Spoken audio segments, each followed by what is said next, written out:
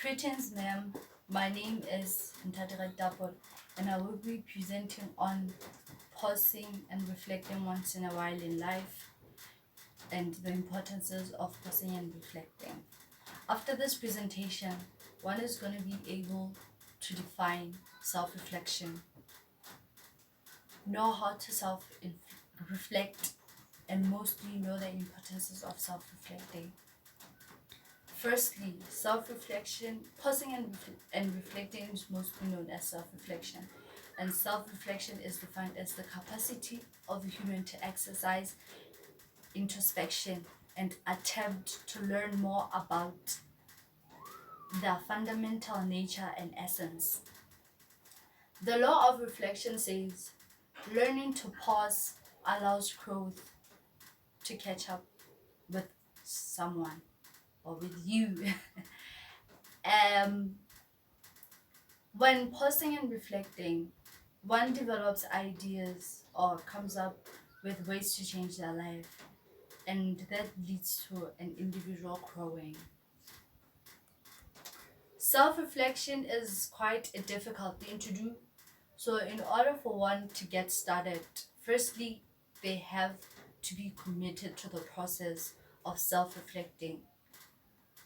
They should make it their daily routine.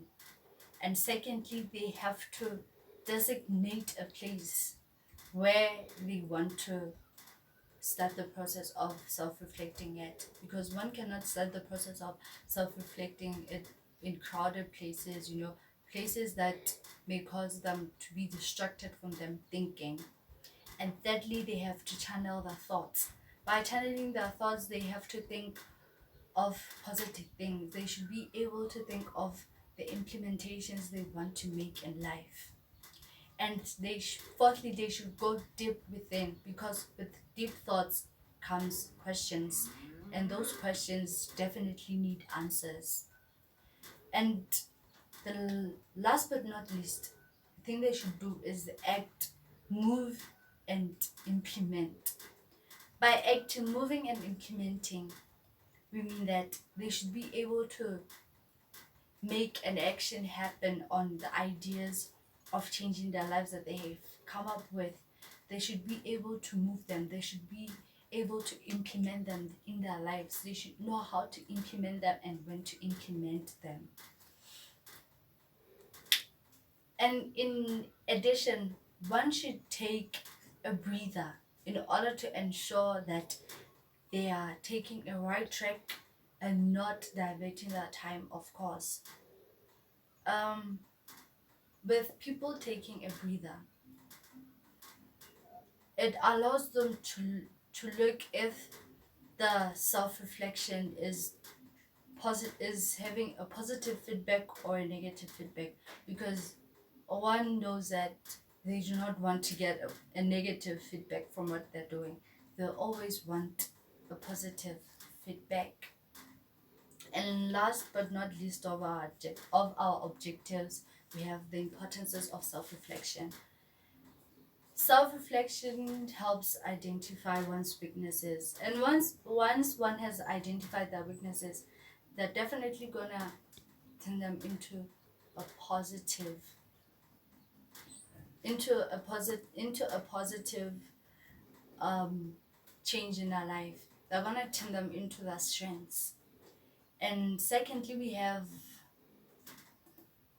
that self-reflection helps one improve their skills. Some people know that they have skills but do not necessarily use them. And when self-reflecting, they may decide that, okay, these skills that I have might change my life for the better. So with self-reflection, they're able to work on those skills and improve them. And mostly, one of the greatest things that self-reflection does is that it helps one improve their self-esteem, which leads to self-satisfaction. Having an improved self-esteem changes one in a very good way, because they're able to take things as they come. They do not ask themselves negative questions. And with self-satisfaction, it's a very good thing, because one is able to walk with their head held high, knowing that what they did has changed their life for the better. In conclusion, we can say that self-reflection is a very good thing if implemented in the right way, and people should learn to self-introspect or self-reflect once in a while to make sure that their lives are still in the right track. And this brings me to the end of my presentation. Thank you.